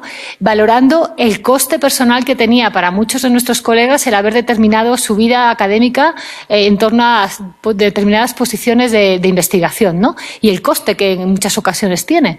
Porque, claro, esto no deja de ser nadar contracorriente. A mí me sorprende mucho este auditorio entregado, porque yo pensaba que iba a haber un auditorio que de alguna manera nos llegar a decir, pero bueno, Israel, pues claro que Israel tiene derecho a existir, pero en sus justos términos, ¿no? Y eso de justicia, memoricidio, creo que para mí son como para lo que nos sirve este libro, además de para acumular un conocimiento y una capacidad de pensar, yo creo.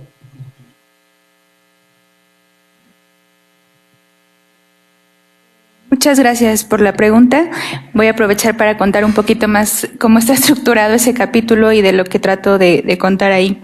Primero, desde muy al inicio del texto, y por eso busqué para recordar exactamente las palabras que puse, insisto en que mi contribución, aunque se llame activismo femenino en Palestina, no pretende caer en esta narrativa que en muchos estudios existe, de hablar de la excepcionalidad de las mujeres árabes o de la excepcionalidad de las mujeres palestinas o del activismo de las mujeres. No pretendo eso, simplemente un poco hablando de los contenidos, dije, bueno, pues voy a hablar de esto, pero no, mi objetivo no es jerarquizar las contribuciones desde abajo de esta resistencia, sino humanizarlas, y parte de esas propuestas, de esas formulaciones, pues sí, casualmente vienen pues desde las mujeres, ¿no? Como son múltiples, no podemos generalizar. Habrá, sí, las más religiosas, las más conservadoras, sobre todo en comunidades del sur de Cisjordania, como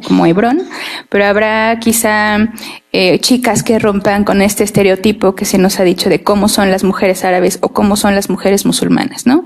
Y también quiero insistir en que, o al principio insisto, en que hay factores tanto internos como externos que condicionan un poco la contribución que ellas hacen a esta resistencia, ¿no? Dentro de los factores externos que reconozco, pues es la ocupación, ¿no? O sea, las restricciones de movilidad impuestas por la presencia israelí.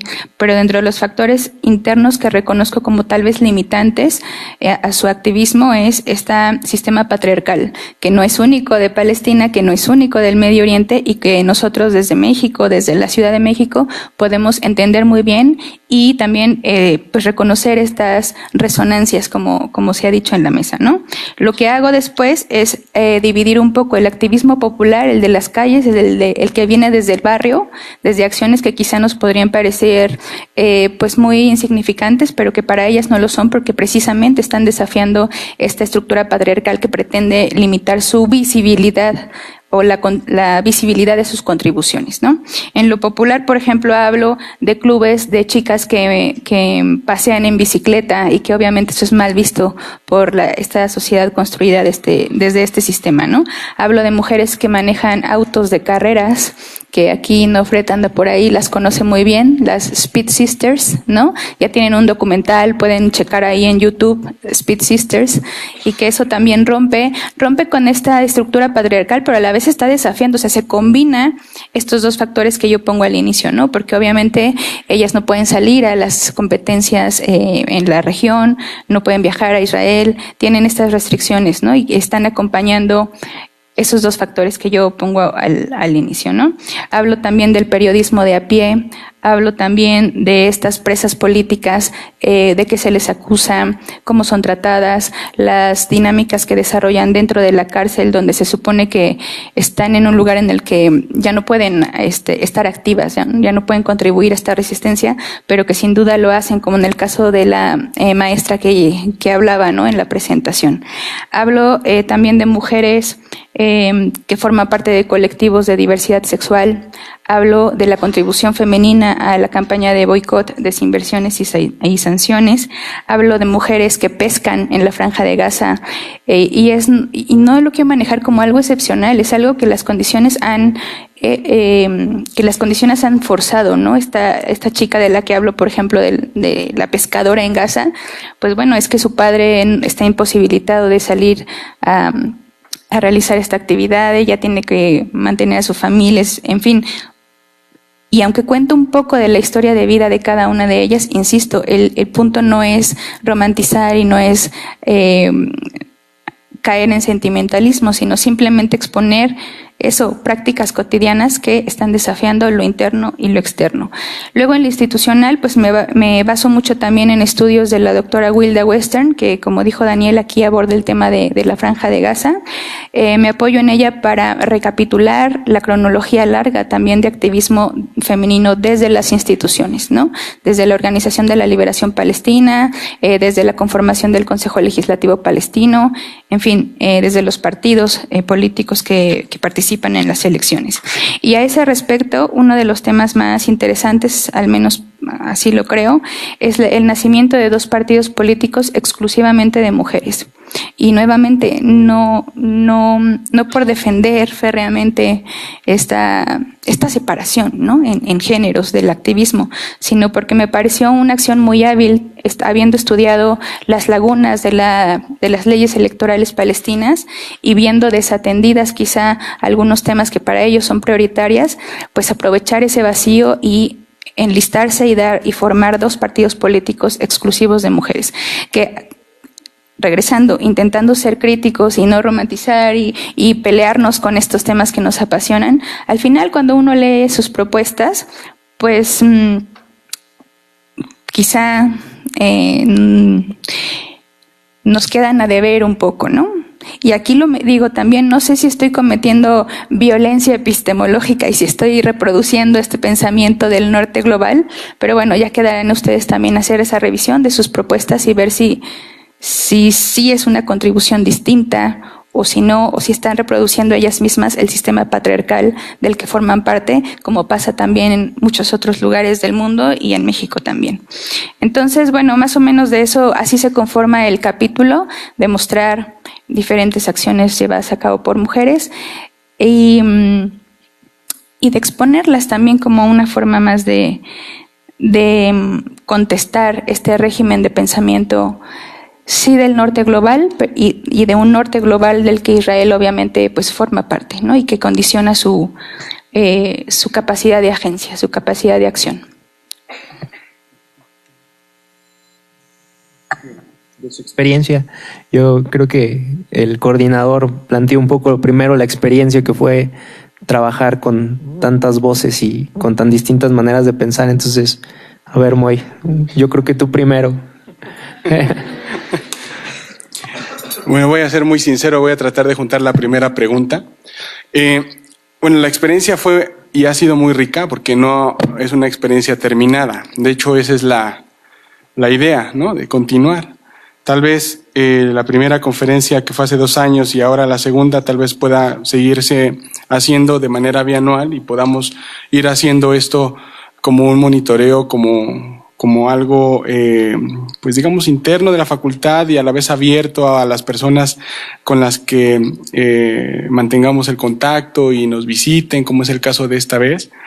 Y en particular, en esta primera conferencia, que se junta también con otra experiencia durante la primera vez que pude visitar Palestina, gracias a los esfuerzos de personas de la Universidad de Nablus, ¿no? El profesor Samir Sayed Al-Kilani y el profesor Sayed Abu Hichleh.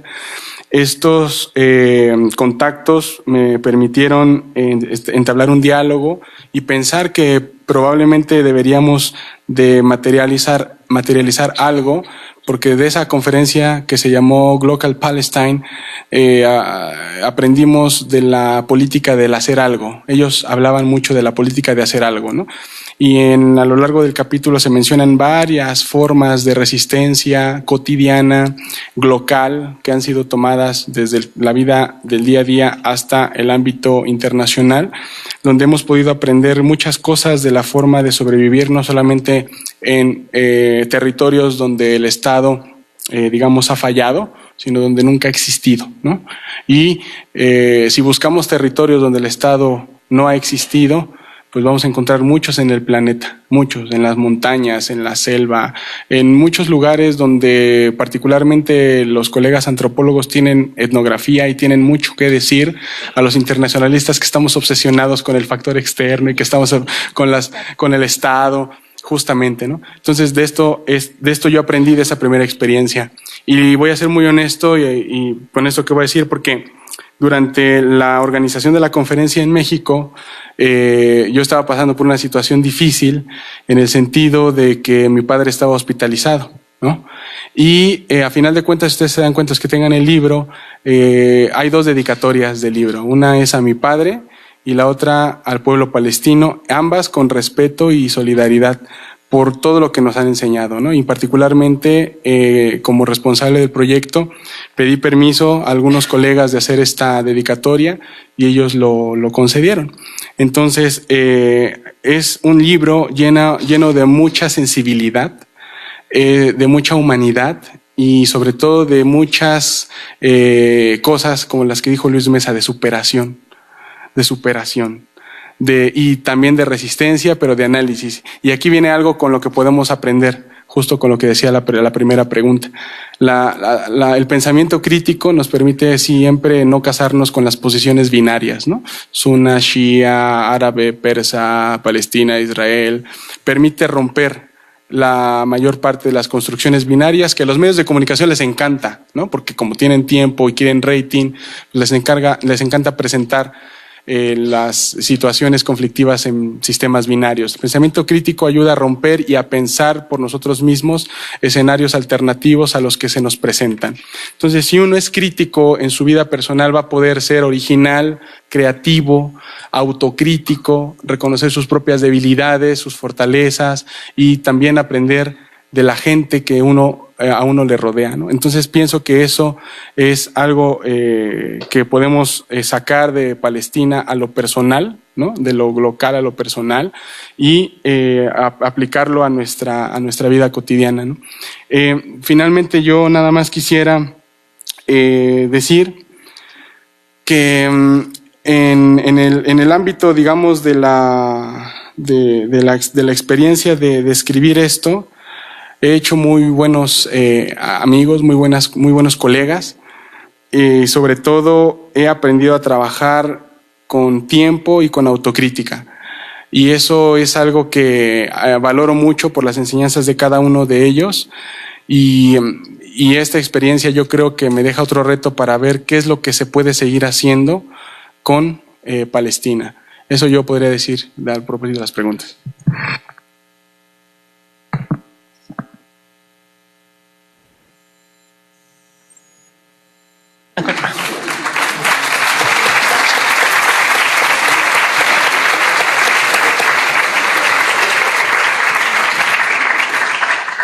Quizás si hubiera tiempo de alguna otra ronda de comentario, pregunta, pensamiento en voz alta, pero en el micrófono. Por ahí. Gracias. Hola, mi nombre es Mario Galde, soy estudiante de Relaciones Internacionales de quinto semestre y mi pregunta va dirigida a la mesa, pero creo que especialmente al doctor Garduño, porque fue el que tomó el concepto. Me gustaría saber qué es lo que se espera de esas resonancias y desde qué otros campos o ámbitos se pueden desarrollar diferentes a la academia. Gracias. Mario, sobre todo el acompañamiento, Mario, de las causas sociales. Eso es algo que aprendí en Guadalajara con el doctor Jorge Alonso, que pues es una persona que siempre ha acompañado al zapatismo y que también es muy sensible a este tipo de cosas. Él habla no justo de la forma en la que unas causas pueden aprender de otras para hacer la resistencia. No.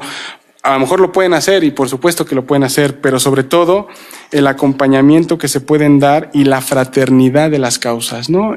Pape habla, por ejemplo, de cómo Palestina se ha convertido en el Vietnam para de nosotros, de cuando las personas estaban luchando por una paz en Vietnam o de Sudáfrica en aquel momento también. Creo que hay insignias de injusticia global que podemos nosotros tomar como referencia para ir acompañando a otros movimientos sociales. Y lo que yo espero es tomar un punto de vista crítico a propósito de no ver al sujeto despojado como un objeto de estudio ahí aislado, al palestino pobre, víctima, como decía la profesora Erika, sino verlo también como, a ese sujeto, verlo como nosotros, como un sujeto despojado también, ¿no? Un diálogo intersubjetivo que nos permite entender las dificultades y las condiciones por las cuales están haciendo su resistencia de esta manera, y a lo mejor podemos aprender de eso, ¿no? A lo mejor no, y podemos a lo mejor a partir de esa experiencia innovar nuevas formas, pero si estamos conscientes de eso, a lo mejor podemos entablar pues lo que justamente quiere el libro, ¿no? Que es una perspectiva académica diferente a de cómo se narra en algunos lugares como la academia clásica en los países del norte global, ¿no? Por supuesto que hay intelectuales muy críticos en el norte global, ¿no? Hay sur en el norte y norte en el sur. Eso nos lo acaba de decir Ana, ¿no? Son dos posiciones diferentes donde todos sean iguales, pero es más que todo una perspectiva académica, científica, diferente. Y voy a citar al doctor Luis Mesa cuando decía, no es lo mismo ver un libro escrito por los López, los García, los, ¿saben ustedes? Los Gómez, porque muchas veces los estudiantes lo que hacen, como es un García, pues entonces va a la basura. No, vamos a leer un Johnson, ¿saben ustedes? Un Espósito, Trump, ¿no? Es lo que... y aquí lo que tratamos de hacer es combinar perspectivas críticas de autores Garcías con Collins, pero que comparten una misma mirada crítica. Ahí radicaría esa expectativa, Mario. Sí, creo. Sí. ¿Alguien más? Sí, adelante, todavía tenemos tiempo. Buenas tardes, compañeros. Mi nombre es Alberto Betancourt, yo soy colaborador de Radio UNAM. Los felicito por el libro. Quisiera hacerles dos preguntas. La primera es si podrían darnos algún ejemplo de colaboración entre palestinos e israelíes que haya tenido como producto un avance, aunque sea de 1 milímetro, en el desmantelamiento del sionismo. Me parece que es muy importante trabajar en esa perspectiva. Supongo que los propios trabajos de Alain Papé abonan en ese sentido, pero me gustaría mucho si pudieran poner algún ejemplo. Y la segunda es una pregunta que tiene que ver con las resonancias históricas de la relación entre Palestina e Israel y entre México y Estados Unidos. En la pasada conversación telefónica que tuvieron Donald Trump y Enrique Peña Nieto el día 21 de enero, que fue publicada por el diario The Washington Post, Donald Trump dijo que Bibi Netanyahu le había explicado las ventajas que tiene la construcción de un muro para impedir el paso de los migrantes y que los muros físicos sí funcionaban. Y creo que todos sabemos que son empresas israelíes las que ganaron el concurso para construir el muro absurdo entre México y Estados Unidos. Y quería preguntarles si podrían hacer algún comentario sobre esta, digamos, proyección de la dominación israelí sobre Palestina a México.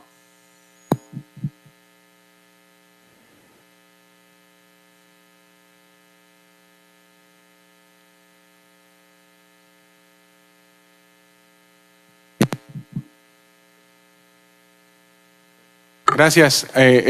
Y es un placer tenerlo aquí, profesor, porque yo lo he escuchado varias veces en Mundos Posibles, en Radio UNAM.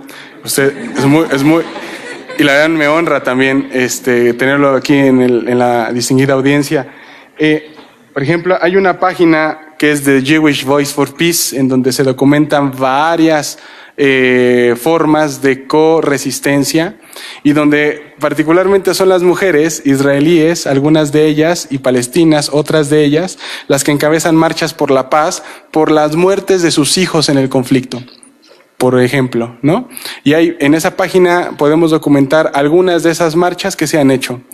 Por ejemplo, también es importante ver cómo las campañas por internet de personas, algunas personas israelíes están pues mostrando algunas fotos de que ya no quieren más guerra porque saben que la guerra desvía fondos del erario israelí hacia lo militar, pues, en lugar de abonar al ámbito social, pues algo que realmente les da muchísimo en el bolsillo, porque ahora la renta en algunas ciudades como Tel Aviv, etcétera, es muy cara y le abonan eso al ámbito militar, ¿no?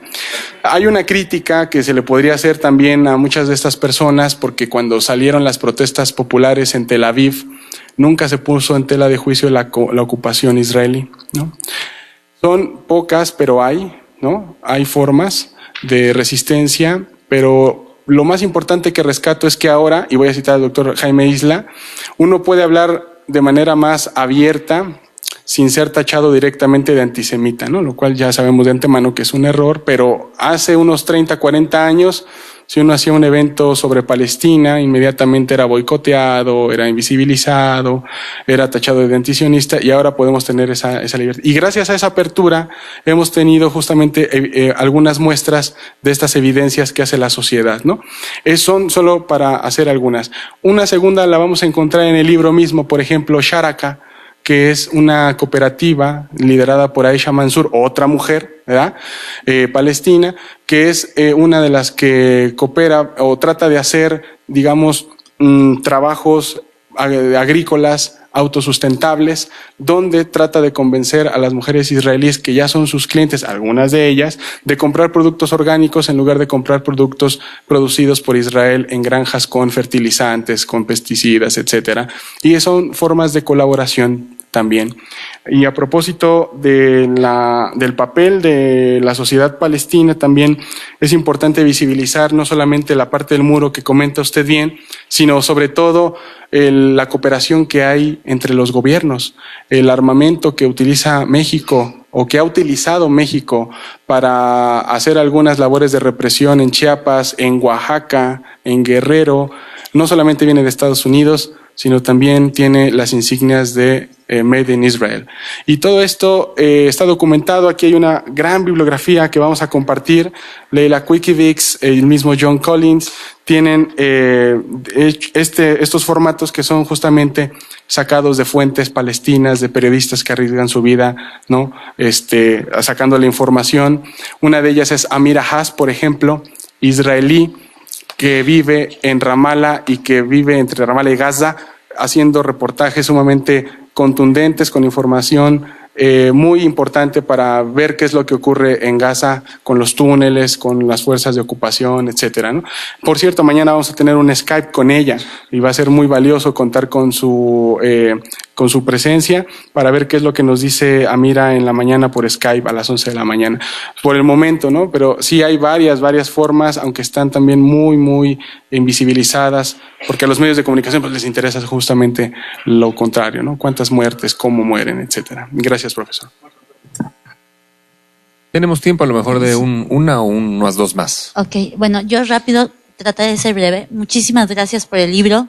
De verdad, yo recuerdo que hace unos 15 años cuando me llegó Palestina, gracias por la respuesta también, aunque yo puedo ocupar mi nombre de pretexto también, no había tanta...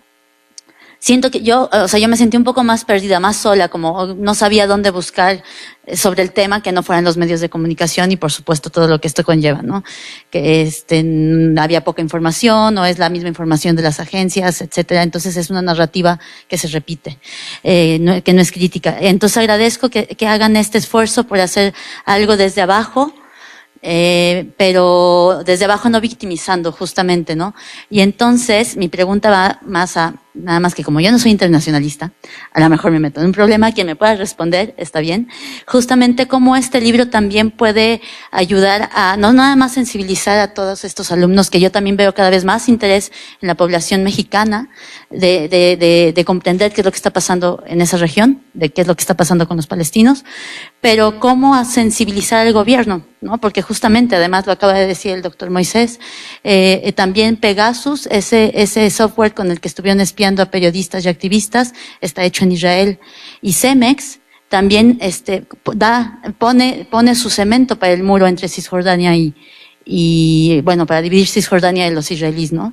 Dividir Jerusalén. Entonces, ¿cómo sensibilizar justo a esa élite que finalmente, aunque no nos represente quizá en nuestros sentimientos, pues es la que toma las decisiones, ¿no? Gracias. Una última por ahí. Y entonces penúltima y última. Bueno, yo soy estudiante de Relaciones Internacionales y bueno, primero como una aclaración, el comentario y la pregunta que voy a hacer no es que sea como pro Israel ni nada por el estilo, simplemente es como algo que haya estado como una pregunta, ¿no? Y una cuestión que ha estado últimamente y sobre todo, bueno, en esta conferencia hablando de que no se victimiza, ¿no? El papel de Palestina, de que no hay y de que se quiere transformar, ¿no? Esa perspectiva y esa conciencia que a veces tenemos del bueno, del malo y del del que es un desposeído y de la élite, ¿no? O del que está sometiendo al otro, ¿no? Sino cómo se da o si es importante esta relación intercultural o pero pueblo a pueblo, no tanto del gobierno, porque prácticamente yo puedo sentir o yo puedo ver, ¿no?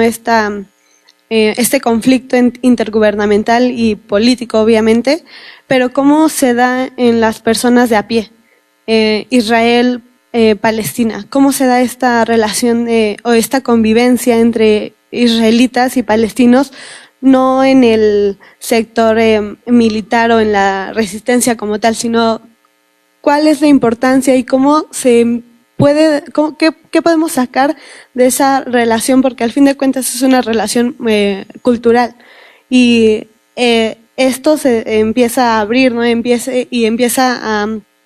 a relacionar culturas diferentes. Entonces, más bien es como esa mi pregunta.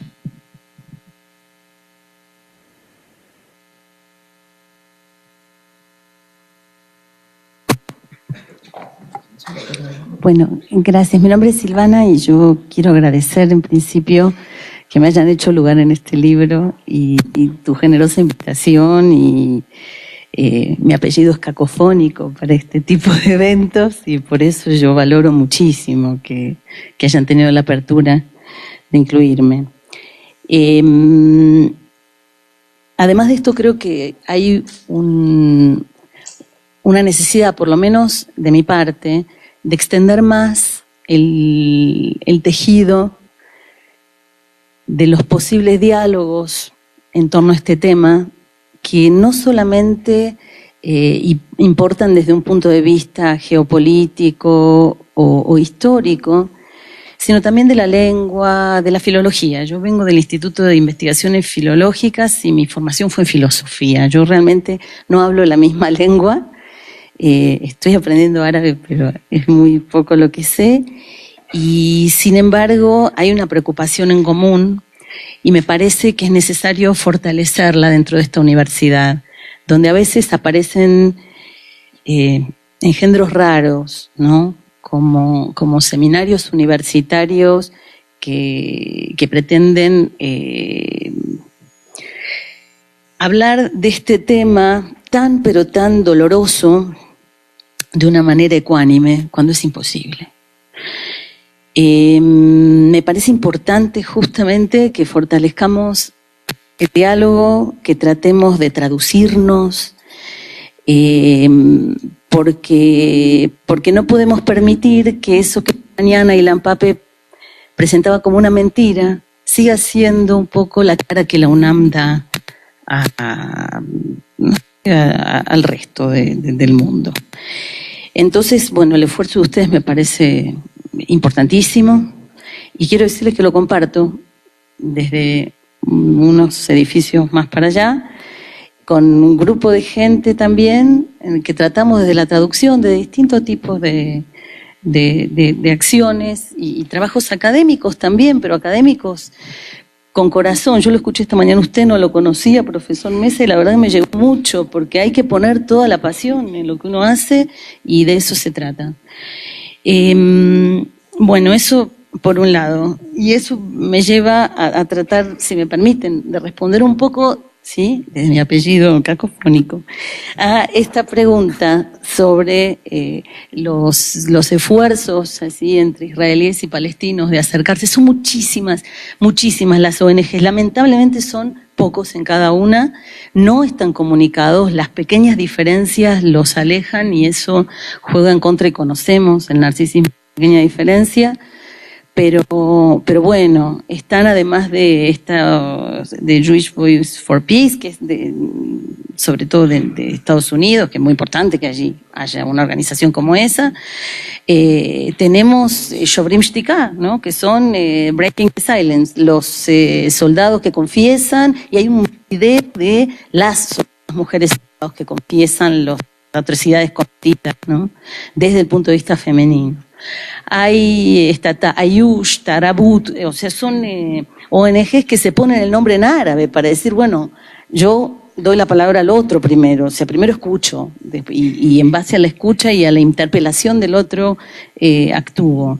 Están B'Tselem, que es una organización muy, muy respetada de derechos humanos que denuncia constantemente. Está Zohrot, que a pesar de que es un verbo femenino, en realidad, bueno, el hecho de estar expresado en femenino lo que hace justamente nombrar la alteridad, no otra cosa, y son israelíes que tienen muy presente el mapa anterior al 48 y que van y registran constantemente la memoria viva de Palestina. Hay un montón de, bueno, están los objetores de conciencia, hay un largo etcétera. Me parece que nos une una preocupación de la mañana y Pape moral, ¿sí? Muy importante y que bueno, ojalá podamos desde aquí nosotros ponernos a la altura de eso. Respecto del muro, otra cosa respecto de la última pregunta, hay una película que vi ayer, la verdad no la había visto antes, y se llama Forever Pure, es puro siempre, ¿no? No sé si la han visto esa película. Sobre el equipo de fútbol. Sobre el equipo de fútbol Beitar Yerushalayim, así es. Que es la ultraderecha israelí en el fútbol, y el fútbol suele mostrar cosas sociales, pero así de una manera muy concentrada, ¿no? Parece como una gran caricatura. Bueno, es muy interesante lo que ocurre en esa película, es un documental, no es ninguna ficción. Y bueno, hay que ver qué es lo que pasa cuando entran dos jugadores musulmanes chechenos a jugar. Y bueno, si es que se produce, las consecuencias políticas, los motivos políticos que hicieron eso. Bueno, está también el trabajo de el general, esta mujer de negro, que es Nurit Peled, sobre el lugar de los palestinos, el no lugar de los palestinos en los libros de historia de los colegios. Hay mucha inquietud, son muchos los historiadores. Afortunadamente no está solo Ilan Pape, está también Amnon Raz Krakowski, que hace un trabajo magnífico en Exilio y Soberanía, un libro que estamos esperando poder traducir pronto. En fin, yo creo que lo que tenemos que hacer nosotros es unir esfuerzos y bueno, las diferencias también, discutir, no hay por qué estar de acuerdo en todo, pero lo que no puede ser es que sigamos pensando que, digamos, hay, como decía anteriormente, dos campos y el binarismo es muy cómodo, ¿sí? Y saca mucha raja los poderes fácticos. Gracias, muchas gracias. No, bueno, nada más era un poco encaminado a lo que comenta la doctora Silvana y encaminado a la pregunta de la compañera sobre cómo acercar a la gente de a pie. Yo creo que pudiéramos partir, si es que entendí bien el planteamiento de la compañera, es que pensar en este tema binario árabe-israelí, musulmán-judío, desde ahí ya genera... Porque hay que pensarlo como un entramado más que complejo. Es decir, esto no es pensar en árabe judío, musulmán cristiano y demás. Aquí hay que entender que es una sociedad bastante plural al hablar de Israel y de Palestina. Es decir, al interior de los palestinos hay quienes son cristianos, hay quienes son musulmanes, hay quienes son pro-Fatah, hay quienes son más apegados a los proyectos islamistas. Al interior de la sociedad israelí, es decir, hay que entender bien la división entre las distintas manifestaciones del judaísmo, entre aquellos que son proclives al sionismo y quienes no están de acuerdo al sionismo por una parte, y también entender en ese sentido las manifestaciones que el propio gobierno de Israel y que los propios gobiernos palestinos han hecho que marquen sendas divisiones al interior de Palestina. Es decir, esta división, cuando iniciaron las manifestaciones de las mal llamadas primaveras árabes, los palestinos no salieron a la calle a gritar que querían que cayera el régimen. Los palestinos salieron a gritar que querían el fin a la división entre Fatah y Hamas para poder lograr un acuerdo de unidad y poner fin a la ocupación israelí. ¿Qué pasa al interior de la única democracia de Medio Oriente, como lo mencionó el profesor Pape? europea, y lo pongo entre comillas, que se ha convertido en una democracia, y vuelvo a decir entre comillas, que tiene ciudadanos de primera, segunda, tercera, cuarta y hasta quinta categoría, atendiendo a adscripciones de carácter en cuanto a fenotipo. Es decir, no tiene los mismos privilegios un judío ashkenazi que un judío sefardí, y mucho menos los llamados etíopes, bueno, los llamados Beit Israel o falashas de manera despectiva. Entonces, entenderlo así nos hace romper con estos esquemas binarios en donde solo asumimos es que el problema es entre el judío y el musulmán porque no hay una traducción cultural entre ellos, porque no se entienden entre sí. Realmente la realidad es mucho más cercana a eso. Es decir, el problema no está ahí. El problema sí implica un tema en cuanto a los gobiernos que rompen o que hacen más difícil la comunicación entre la sociedad de a pie por un lado, y por el otro sí que es complicado en cuanto a qué. En cuanto a que mientras persista este sistema al interior del Estado de Israel segregacionista, en donde se excluye a varias partes de su propia sociedad, porque aquí omití a los árabes del 48, que son otra parte de la población, que en teoría tienen la ciudadanía israelí, que en teoría tienen derechos y obligaciones al interior del Estado, y que es un tema bastante polémico, pero que siguen siendo discriminados y que siguen sin tener muchas prerrogativas que en teoría ofrece el Estado judío en términos, ¿no? Entonces yo creo que es importante, yo creo nada más eso, entender Palestina e Israel como un complejo entramado y no quedarnos con esas posiciones binarias que tanto daño le han hecho a los análisis que luego se pretenden hacer al respecto, no sé. Y no podemos olvidar la cantidad creciente de jóvenes israelíes que están rechazando participar en el entrenamiento militar. Y hay todo un movimiento, no saben si multarlos, si meterlos a la cárcel. Y es parte de este youth quake del que hablaba Ilan Papé en la mañana, de estos israelíes que dicen, no, yo no voy a entrar a una maquinaria de muerte como es el entrenamiento militar israelí. Entonces son muchos.